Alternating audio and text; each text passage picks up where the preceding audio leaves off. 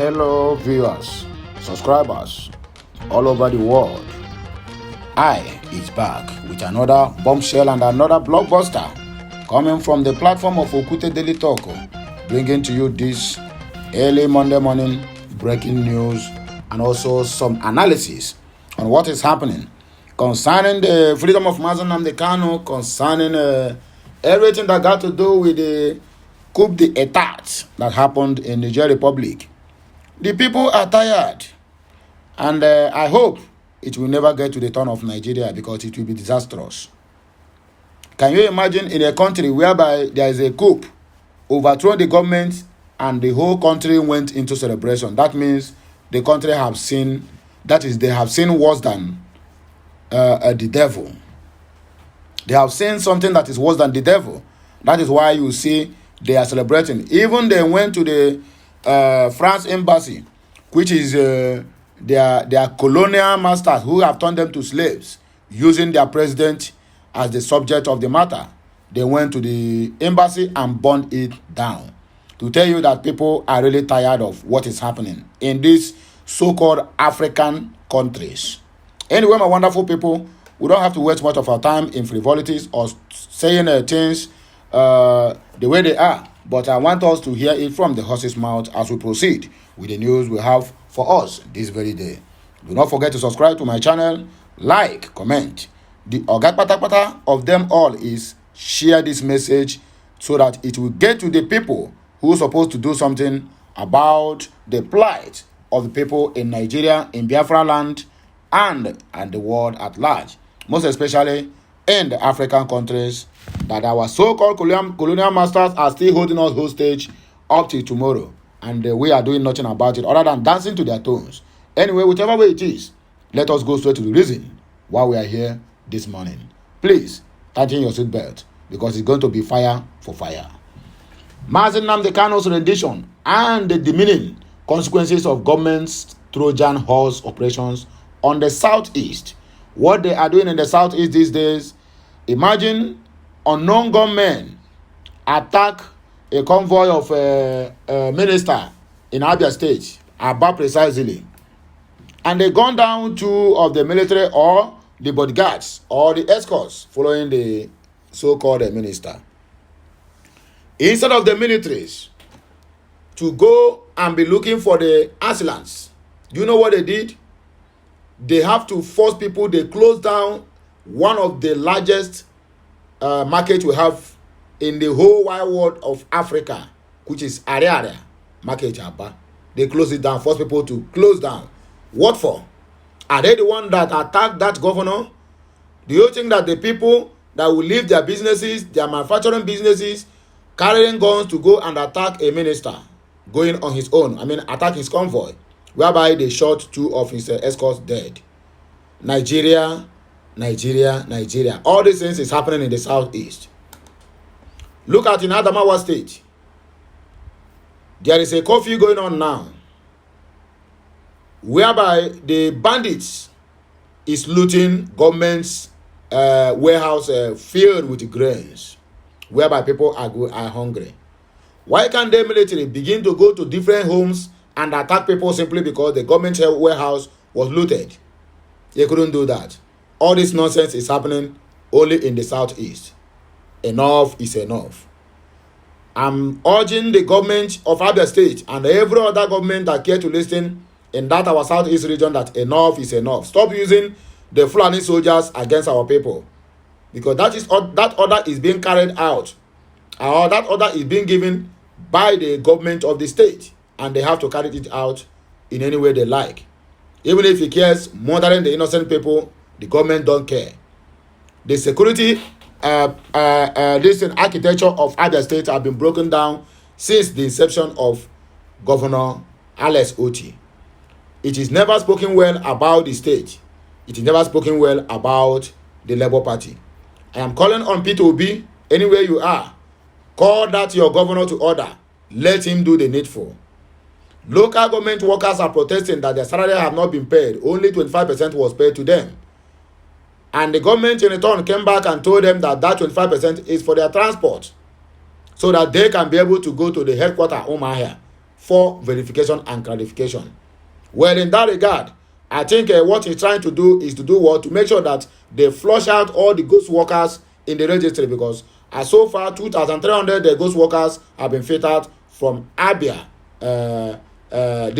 payroll that have been collecting money for many decades without nobody in that very roster. Anyway, my wonderful people, this one is just the tip of iceberg of what I'm going to experience or what I'm going to witness in the news I'm about to give to us this very moment. Please let us take the headlines. I think I have to change the method for you to know the headlines of what is inside the news before you can be able to listen it to the end, so that I'm very, very sure that the headlines, anyone that make meaning to you, will warrant you and attract you and make you, give you the courage to listen to the news from beginning to the end. It is very, very important and very, very necessary. According to Mazi Nnamdi Kanu's younger brother, he have already warned Simon Ekpa. He said, and I quote, "Don't use him or don't use my brother Mazi Nnamdi Kanu as an excuse." Nnamdi Kanu's brothers warns Simon Ekpa against the incessant sit-at-home order using Mazi Nnamdi Kanu as a scapegoat. They have already come out to denounce this, both from the federal and also from the state level of IPOB leaderships, which Mazi Nnamdi Kanu is the one at the helm of every affairs of IPOB. They have already sent it through voice note, through written note, yet Ekpa said, "Nehi." That means he is not really working for Mazi Nnamdi Kanu's release. Because if he is, how can you come out and say no to the directive being given to you? Now they have already associated themselves from the sit at home, and they said, and they beg you in the name of whatever you believe, that if you want to give an order of sit at home, please stop using the name of Mazi Nnamdi Kanu as an excuse. That is what they're trying to say here. Not my word, but the word of Kanu Ntakanu, Mazi Nnamdi Kanu's immediate younger brother. As we are counting the mess-ups of APC in this government, because the president that is representing Nigeria at the moment is APC government and INEC government, according to what people are saying, because the tribunal have not yet certified him as the true elected president of the Fulani government of Nigeria. So I am not here to say otherwise. But look at what the APC are saying. They have already come out again with another threat. You feel me? Before, their lawyer went to the court and threatened the judiciary that if Tinubu is mistakenly removed, or the null and void election that produced him, there will be anarchy and chaos in the land. And we ask, when you people by force people and announce election result by 4 a.m. early in the morning when people are still sleeping, no anarchy whatsoever. You people went ahead to sworn him in, even knowing fully well that he is not qualified to contest for that presidency due to his past deeds. No, there is no anarchy in the land. Now you come out to threaten people that will be anarchy. That means even if the appeal court said, "My dear, you are not qualified," or "this election is null and void," you people will say, "No, here, Abi." We are making a listen to watching APC come to tell us in this new message that came early this morning. APC group, they have revealed that even the court, they can never do what? Remove Tinubu from that seat. It's only God that can unseat Tinubu as the president of the Fulani government of Nigeria. This one is coming from the APC group. Make on the CEO, Nigeria. Now so the coup they take start. And don't start now the threatening people. When the military now went on their own now to do their own inner caucus meeting and bring out what they call coup, then the ECOWAS now will put them out. And I will tell the so-called judiciary to do the needful now. Now when they turn overrule now, and there is a anarchy in the land, then you people will come out now and begin to threaten people with the ultimatum. They're going to see them now. Again, U.S. Secretary of the State, Blinken, or what is even called, have called Tinubu over-detained the jail president. I don't know what they call it all about, but we will yet to find out when I come back. This one is just the headlines of what you are to expect in this news this early morning. Alhaji Sheikh Usani, the former senator of Kaduna Central, reacts to ECOWAS imposes stiff sanctions on the Niger Republic. That is another one. Even the presidents know things are difficult. Orji Uzokalo begs Nigerian Labour Congress not to embark on a strike. Then you people to do the needful. Ministerial list. Ahmed Tinubu disappointed Nigerians by nominating failed and clueless politicians. This one is coming from the camp of P2B, which is Labour Party. Protesters and supporters of coup plotters attack French embassy in Niger Republic. Video is out there for you to view. We will defend our homeland, according to Niger coup plotters warn ECOWAS against use of military force in their land. Then, according to this one, the last headline we have here before we can be able to take on the main news of the day. Extend APGA to every part of Nigeria. An SND Igbo chieftain charges Chukwuma Charles Mbafu Soludo. Anyway, my wonderful people, please grab your popcorn now because we want to take off. No time to take time. By definition, a Trojan horse of operation is such carried out with the intent to undermine or secretly overthrow an opponent. Already, it is demystified knowledge that after Nigerian government abducted and released Nnamdi Kanu from Kenya in 2021, it launched series of such coordinated operations through violent blackmails and propaganda in the southeast in an attempt to destroy and ruin the indigenous people of Biafra movement ably led by Mazi Nnamdi Kanu. Thus, this piece is consequently aimed at recounting the direct victims of those operations and elaborating the inordinate negative impacts thereof. Remarkably, these blackmailing operations which slowed down at some point during and after the election because the intended short-term result was not attained have resumed again as the new administration alternatively seeks to sway attentions of its strategic incompetence in solving the endemic economic upheavals in Nigeria. The new regime have started by pursuing the anti-Igbo and anti-Biafra policies its predecessors persecuted, as that seems to be the effort of place to the fragile state divided along ethnic and religious lines.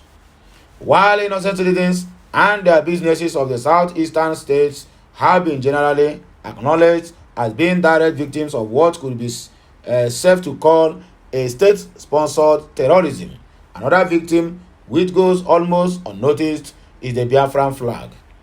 The Nigerian security forces, through the activities of recruited Trojan horses, have mounted a massive discretionary campaign against the Biafran flag for the past 2 years in the bid to subtly criminalize the IPOB movement and Eastern Security Network ESN outfit, which was solely created to curb the activities of the marauding Fulani herdsmen. Although the Eastern Security Network does not use the Biafran flag in its operation, IPOB have adopted the Biafran flag as an essential symbol in its struggle for self-determination through a referendum. And I say this when I saw all these hideouts being raided by so-called security personnel, seeing IPOB flag there, that is Nigerian system of blackmail, according to them. Note before, Biafra was a country which existed from 1967 to 1970. After it left the Nigerian amalgamation or amalgamated union as a result of state-backed ethnic bigotry that imploded in 1966. Of all the brainwashing invasions of the Biafrans of 1967 to 1970, the Biafran flag, unfortunately, remains the only item that has endured for decades. Probably, as a result, it being the most prone stick to hand factor for aggrieved agitators of Biafra, origin over government's negligence of the region. Since after the defeat of Biafra in 1970, hence, the flag undoubtedly is an idolized symbol and competent that represents, embodies the pain and misery of the peoples in the southeast region. Also taking into cognizance that the Biafrans of 1967 to 1970 never willfully renounced the Biafran ideology, but were forced to surrender as a result of indiscriminate genocidal onslaught and the weaponization of food against its citizens by the Fulani federal military government. Further bitterness or buttresses that the Biafran flag is still the heritage and historical antiques belonging to the contemporary generation of the former old eastern region, which is the Biafra land of today. This means that the IPOB movement is only operating on an already established Biafran legitimacy, not the other way around. The Biafran flag does not belong to IPOB, it belongs to the Biafran people. Thus, desecrating it by readily displaying at every crime scene by security forces and their covert recruits is a direct insult and abuse to the memory, history, and dignity of the peoples of the eastern region.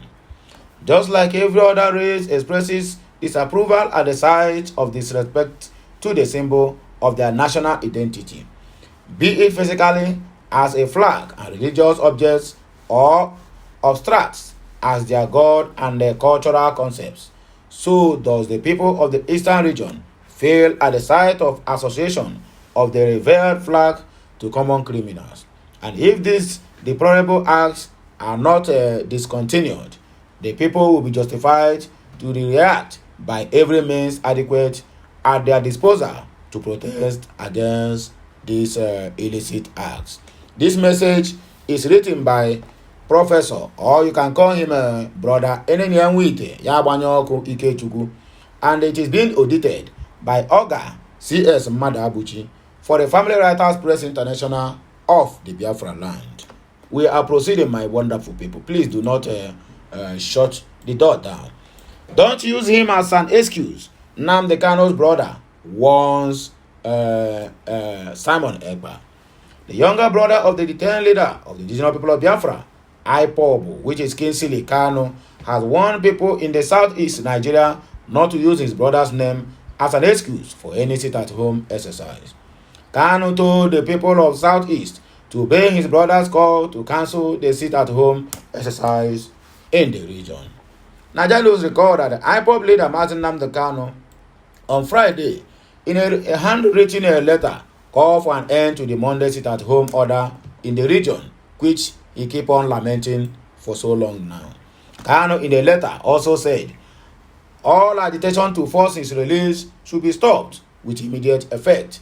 My question to Simon Ekpa and the people who keep on supporting this sit-at-home: when Martin Nnamdi Kanu was arrested in 2015 and released probably by 2017, I beg, how many sit-at-home do we have then before his release? The answer is none. Then what is happening today? This one is just self-made program to destabilize the southeast by the enemies of the same southeast. You cannot tell me you are fighting for a people and you keep on impoverishing them, keep on killing them, keep on forcing them to do even beyond their own human rights. You don't want them to exercise their human rights, but you want them to obey your own order. It is never done that way. He made a declaration through his special lawyer, Aloye Jimako, during a world press conference. It happens all in Enugu State. Kanu's letter followed the refusal by Simon Ekpa, a self-proclaimed disciple, to announce the cancellation and further declaration through his media platforms. The IPOB leader warned Ekpa to desist from calling for any sit-at-home henceforth and to make a public announcement to the effect that Simon Ekpa is in receipt of a direct order from him, Mazi Nnamdi Kanu, to cancel any pending sit-at-home in place at the moment. Kingsley Kanu, however, took to the micro-blogging platform Twitter on Sunday to inform anyone still interested in the sustenance of the sit-at-home protest to call it in their name and stop using Mazi Nnamdi Kanu's name. He said, everyone's worried about stopping insecurities in #Biafra land. Well, there's really an easy way. Stop participating in it. As simple as that. Now, at #sit-at-home is cancelled by Mazi Nnamdi Kanu, it is time to identify the beneficiaries of these crimes in the southeast. Call for sit-at-home in your name and stop using the name of Mazi Nnamdi Kanu. This one is coming from the immediate younger brother of Mazi Nnamdi Kanu, which is the Kingsley Kanu, or you can call him Kanu Ntakanu. APC group have already vowed and let on know say now only God now ain't go stop Tinubu from that seat. Say even the judiciary they don't have power to do that. Now what we see for this so-called contraction of a country called Nigeria. A support group in the All Poverty Congress APC, the Confederation of all APC support groups, has said only God can unseat President Bola Ahmed Tinubu as Nigeria's president. Not even the courts, the Supreme or the Tribunal can do that. Nigeria's report that the group made this known on Sunday during a press conference in Kaduna State, organized in response to the criticism of the 2023 presidential election by the Catholic Archbishop Emeritus of Abuja, Cardinal John Onikan. The Director General of the group, Mohammed Kialani, noted that Onikan was reported to have said that President Tinubu is not yet Nigeria president until the Presidential Election Petition Tribunal said so. And that is a simple truth. Kailani said the APC group condemns Onikan's statement, stressing that the clergyman ought to be preaching love and peace instead of acting as an agent to destabilize the country. He also quoted why Onikan was castigating President Tinubu when they are both from the same ethnicity. Okay, you see why the problem lies in Nigeria. See why the problem lies in ethnicity. Now they are condemning him simply because he's from the same ethnicity with Tinubu. In other words, he cannot say the truth. And that is why the Hausas have been in abject poverty, even while they hold the highest office in the so-called Nigeria, or contraption called Nigeria. He said, and I quote, "We woke up today and we saw on social media that those who are supposed to bring unity in diversity in this country are the ones trying to bring war. They are the ones trying to bring crisis. We don't expect Archbishop John Onikan to say that Tinubu is not yet Nigeria's president. He said the election is not yet over and that we don't have a president until the court says so," according to Onikan. Then we, the Confederation of all Poverty Congress support group nationwide, condemn this in totality. We are not happy. Nigerians are not happy as well. We thought this man is a Yoruba man and our president, Ahmed Bola Ahmed Tinubu, is a Yoruba man. But he is castigating him. During the election, more than 80% of the Yorubas didn't vote for him, even the Afenifere. The likes of Pastor Tunde Bakare, Chibore George, and the rest of them, they said that they don't want him. We brought this president, according to him. Nobody can remove him. Only God can remove him. We have voted. Nigerians have spoken. On the 25th of February 2023, who are those Nigerians? Answer each. We are calling on all Nigerians not to support this move. Finally, we calling Archbishop John Onikan to come and join us in politics. Let him leave the pulpit there. He should join us to see how we play politics in this country, but not in his house where he's being comfortable and where people are using him to destabilize us. We will not take it lightly. We are watching. You people should go on and launch him. And you can as well charge him for blasphemy, because that is what you people are good in doing.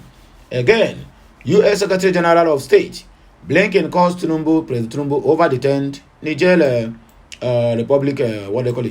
Niger president on this concluded coup that happened some days ago.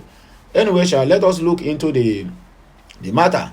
Let us analyze it and know exactly why they call and what was discussed, if it is made public. The United States Secretary of State Anthony Blinken has called Nigerian President Bola Ahmed Tinubu over the political development in Niger Republic. The spokesperson for the U.S. Department of State, Matthew Miller, made this known in a statement on Saturday. Miller said Blinken spoke on the phone with Tinubu on Saturday regarding the situation in Niger Republic, adding that the secretary shared his deep concern over the ongoing detention of President Bazoum of Niger Republic. He said the U.S. Secretary expressed his thanks for President Tinubu's leadership, both as President of Nigeria and as a chairman of the Economic Community of West African States, ECOWAS, throughout the current crisis. Miller and Blinken underscored the support of the U.S. government for the President Tinubu's continued effort to restore constitutional order in Niger State. You people should also tackle the impoverishing of their so-called citizens using their commonwealth for their selfish and flamboyant lifestyle as well. Nigeria News recalls that the officers seized President Muhammadu Bazoum's and blockade his residence in the capital Niamey on Wednesday, leading the African Union Commission chair to describe their actions as tantamount to an attempt coup d'etat, although there have been no reports so far of gunfire. They will be plotters have reportedly not gained support from other elements of the military or security forces, but talks to secure the president's release have been unsuccessful so far. Following the development, President Bola Ahmed Tinubu, who is the chairperson of the ECOWAS, heads of government and ECOWAS condemned the detention of the president bosom by members of Presidential Guard. Shehu Sani don't react to as ECOWAS imposes stiff sanctions on Niger Republic. Former Kaduna Central lawmaker wey name Shehu Sani has faulted ECOWAS for the resolution on the military coup in Niger Republic and for the stiff sanctions imposed on the West African nation. Nigeria News earlier reported that ECOWAS, at an ordinary session in Abuja on Sunday, ordered the release of the Niger President Mohamed Bazoum from detention and imposed some stiff sanctions on Niger following the coup organized by the military leaders in the West African country. Some of the resolutions include the closure of land and air borders between ECOWAS and Niger, and the imposition of the no-fly zone to all commercial flights to and from Niger, and suspension of all commercial and financial transactions between ECOWAS member states and Niger Republic. Other resolutions include the freezing of all service transactions, including energy transactions, the freezing of assets of Niger in all ECOWAS central banks, and the seizure of the country's state enterprises and parastatals in commercial banks. ECOWAS also suspended Niger from all financial assistance and transactions with all financial institutions and imposed travel bans on the military officials and their families involved in the coup attempt, including anyone who accepts to take a position in the military government that is about to happen in Niger. Reacting to the development in a Twitter post on Sunday, Sani said ECOWAS planning to use military force to dislodge coup plotters in Niger will be difficult thing. The former lawmaker advised ECOWAS and its leaders to be careful not to be pushed by Western countries to create a war in their own country. Of course, he wrote, using military force to dislodge a military government in a country larger than the size of Nigeria is not going to be a tea party. Wow. So Niger is larger than Nigeria in size, maybe landmark. ECOWAS should be careful not to push and left alone in the Sahara Desert. The West's interest is Ukraine, not Niger Republic. Okay, they should continue with the interest they have to solve the issue of Niger Republic. Even the presidents know things are hard or difficult, urging Carlo begs NLC not to embark on a strike as they are prepared to do. Abia Senator Ojuzo Carlo has appealed to the Nigerian Labour Congress NLC to shelve its proposed nationwide strike. Carlo made the call in a statement on Sunday via his social media handle, in which he said, "The current difficulty is affecting all Nigerians, including both the rich and the poor. Now lie, God punish your mouth there. May thunder fire at your mouth." Nonsense. According to him, even President Bola Ahmed Tinubu is aware of the current hardship in the country, and any plan by the NLC to proceed with its planned strike action will ridicule the economy. Carlo added that the federal government is working hard to revive the economy and the NLC should exercise some patience and allow the new government to work. I sincerely appeal to the Nigerian Labour Congress not to ridicule the economy with their proposed strike. It is a difficult time for all Nigerians, both the rich and the poor. I am an employer of labor, and I know that things are difficult. Even the president knows that things are difficult. I implore the NLC to give the new government some time.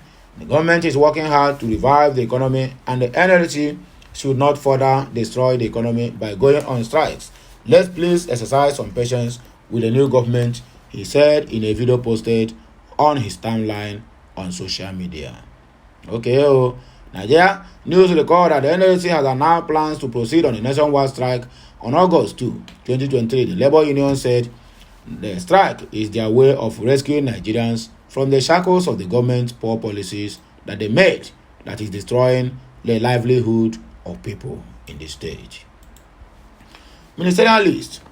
Tinubu disappointed Nigerians by nominating failed and clueless politicians, Labour Party laments. The Labour Party has slammed Bola Ahmed Tinubu over his list of ministerial nominees forwarded to the National Assembly last week, Thursday. Nigerians recall that the President's Chief of Staff, Femi Gbadabiamila, on Thursday presented the list of the ministerial nominees to the Senate President, Godswill Akpabio, during the plenary of the lawmakers. However, the Labour Party, in a statement by its spokesperson, Pastor Obiora Ifo, questioned why Tinubu only sent 28 names and left about 10 states without any representation in the Federal Executive Council. The statement noted that the party is seeking proper legal counsel and may take a decision in the coming days to demand the full list of the nominees to be envisaged by the Electoral Act instead of the party partial list submitted by the president. The party added that despite taking a long time to release its nominees, Tinubu still disappointed Nigerians with the caliber of people included in the so-called ministerial list. Obiora said the expectations of the Nigerians have been shattered by the names contained in the list because they consist of failed and clueless politicians who have only been recycled one more time. The statement reads in part, Labour Party will therefore, in the days ahead, seek proper legal counsel on the legality or otherwise of a piecemeal submission of the ministerial list as against the submission of the full list as envisaged by the Electoral Act. About 10 states will not have representatives in the Federal Executive Council meeting when it is convened. No state in Nigeria should be made to suffer for the ill-preparedness and the incongruous attitude of this said government. It is therefore pertinent for us to put on record that the expectations of the Nigerians were completely shattered. Nigerians expected more quality, character, dynamic, and result-oriented Nigerians to be on that list. But what we saw is a recycling of some failed and clueless politicians who have contributed to bringing Nigeria to its parlous condition, according to IFO. Some of these nominees played prominent anti-democratic roles in the previous administrations, particularly since 2015. We saw the APC government fail in all its promises to Nigerians. Yet, you still nominate them to come and do what in this new government? Recycling old foods. That is what Nigerians keep doing. And they keep producing the same old result. Nothing is new. No progress or whatsoever. That is where we are at this point in time. We also saw prebendal politics in full swing, where mainly the cronies and lackeys of the APC national leader were selected for a reward for a servitude and blind discipleship. This list does not in any way reflect the enormous reservoir of talents, potentials, and resources Nigeria is known for. It still baffles us as to why this government ignored the youthful and the technocrat potentials that abound, but rather choose to appoint spent forces that have failed Nigerians in the past. The likes of El-Rufai, the likes of Wike, and other old governors, even Dev Maya is also there. A glance at the list exposes the absence of technocrats who usually form the nucleus or core policy implements in any given government for effective delivery. Given the socio-economic condition of the people, challenges we have with the economy as well as in all other facts of life, including security, health, education, and poverty reduction, among others. Assembling transactional and traditional politicians to man the government at this critical point will not give the expected result. The political class have failed Nigerians in the past, and as the saying goes, we desire square pegs in square holes, but that is far from what we are being served, Labour Party lamented. Well, in that same news, Labour Party also said that Tinubu not running a serious government. Of course, look at how the so-called Senate president is laughing at the poor. Allow the poor breathe. They who say may and say yeah, and they may have it, but and he's laughing. And he's laughing because they have shared over 70 billion naira plus another 40 utility vehicles being bought to them. Why can't they laugh at the plenary? The Labour Party disclosed that it had expected the list to contain youths and technocrats capable of tackling the multiple challenges in the country with fresh brains. It added that Tinubu had enough time to include credible people in his list, but has shown he is not running a serious government by the list sent to the National Assembly. We earnestly hoped that there will have been more young people who will be part of the government. At this point in our history, we need people with a track record, young people with energy who can transverse this country, think out of the box, and think all through the night without sleeping to be able to provide solutions to numerous challenges confronting the nation and the people. Again, we are worried that the ministerial list is being presented piecemeal. The caution of the Nigerian clearly states that at least a minister must be appointed from each of the 36 states of the Federation and the Federal Capital Territory as well. The Electoral Act, as amended, also stipulates that a list containing the ministerial nominees must be sent to the Senate within 60 days from the day of commencement of a government for screening and confirmation. But what we witnessed was a hurriedly prepared list that excluded nominations from about 10 states in clear violation of the laws of the land. Who made the laws? The same people. 60 days is quite a lengthy period for any serious government to form its executives team. This development appears even more ridiculous because we know that Bola Ahmed Tinubu has struggled to be president for over 2 decades and therefore should have been able by now to identify and have a solid team selected across the country that is qualified to hold ministerial positions, but this has not happened. The statement added. This one is coming from the camp of the Labour Party. Protesters and supporters of the coup plotters attacked French embassy in Niger Republic. The video is out there for public domain to visit. Supporters of the military coup plotters in Niger Republic or Niger Republic have attacked the French embassy in Niamey, the country's capital. Recall that Colonel Major Amadou Abdrahmane announced the removal of the President Mohamed Bazoum from office at a late night address on Wednesday.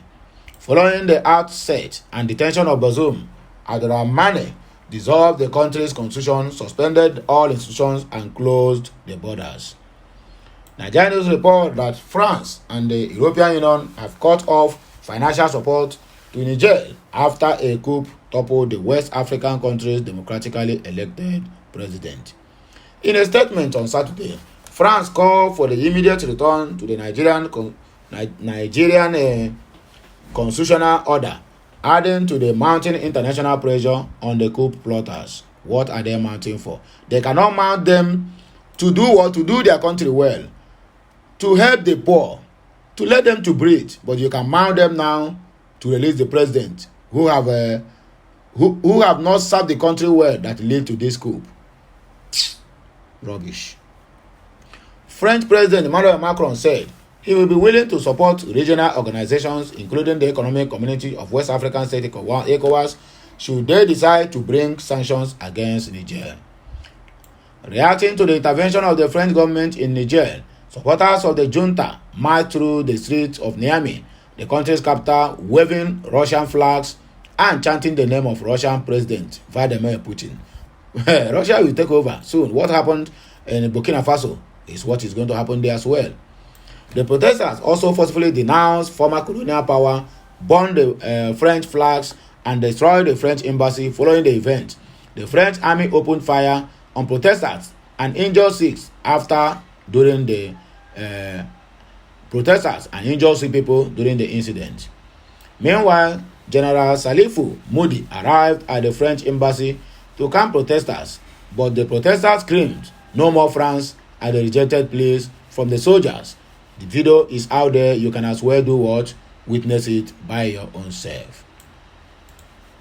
We will defend our homeland. The Niger coup plotters warn ECOWAS against use of military force. Make on the Yaramo, they will defend their land. In any way you want to do it, they will also do what? Defend their land. Soldiers in Niger Republic who executed a coup in the country last week have warned the Economic Community of West African States, ECOWAS, against sending troops to the country to force them to relinquish power. The Nigerian Republic military warned that should the ECOWAS use military intervention, they are also fully ready to defend their country. Nigerian news recalls that ECOWAS on Sunday issued a 7-day ultimatum to the coup plotters to reinstate President Muhammadu Bazoum as the democratically elected president of the Niger Republic or face stiff sanctions. The directive was part of the communique read by the president of the ECOWAS Commission, Omar Toure, after the extraordinary season of the Authority of Heads of States and Government of the ECOWAS, which held on Sunday at the Presidential Villa, Abuja, Nigeria. It also tasked all chiefs of defense staffs of the member states to proceed for an emergency meeting to strategize on effective ways to implement a possible military operation to restore constitutional order to the country. Reacting to the plan to use force by ECOWAS, General Abdulrahman Tichani, also known as Omar Tichani, and the military leaders in Niger warned against any military intervention in a statement read on Niger national television. The objective of the ECOWAS meeting is to approve a plan of aggression against Niger through an imminent military intervention in Niamey in collaboration with the other African countries that are non-members of ECOWAS and certain Western countries as well. We want to once more remind ECOWAS or any other adventure of our firm determination to defend our land. Al Jazeera quoted the military spokesperson, Colonel Amadou Abdurrahman, to have said in a statement. Well, the last but not the least, extend APGA to every part of Nigeria and as the chieftain charges Chukwuma Charles Mbafu Soludo. A member of the MSSG Advisory Council, Professor Gregory Ibe, has urged the governor of Anambra State, Professor Chukwuma Soludo, to deploy his current position as national leader of All Progressive Grand Alliance APGA in rebuilding, strengthening, and extending the frontiers of the party to other parts of the nation. Of course, at least the southeasterners, let them have even if local government chairman, senators, House of Rep, not only the men in Anambra State. How can the party progress? Ibe, who gave the advice while congratulating the Anambra State governor on his third birthday, urged him to use his exalted position as the national leader of APGA and working assiduously with the National Working Committee of the party in rebuilding, strengthening, and extending the frontiers of the party to every region and state in the country.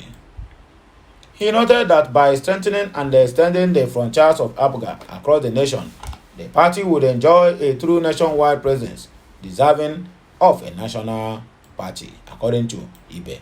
Ibe also said, and I quote, that who was the APGA governorship candidate in Abia State during the 2023 general elections, described Soludo as a special gift to humanity and prayed for good health for the governor to do what? To emerge victorious. So my wonderful people and my viewers and subscribers, now here we go take back break you until I hear my voice again. I still remain your one and the only Okute Daily Talk. When I see how my voice be, I don't want to rush things, and I don't want to shout, I don't want to make you to feel that, oh, I'm always on top of my voice. No, I just want it, let it be on a gradual process so that you will understand every line is being given on the news of this day. Have a wonderful day and have a wonderful Monday and have a wonderful week. This week shall be well with all of us. I mean, emphasis on all of us. No one is excluded. I mean, Almighty to bless us all in EKPA, and so shall it be. Have a nice day, my wonderful people. And to come your way again, I still remain your one and only Okute Daily Talk. Bye for now. Kemesiano.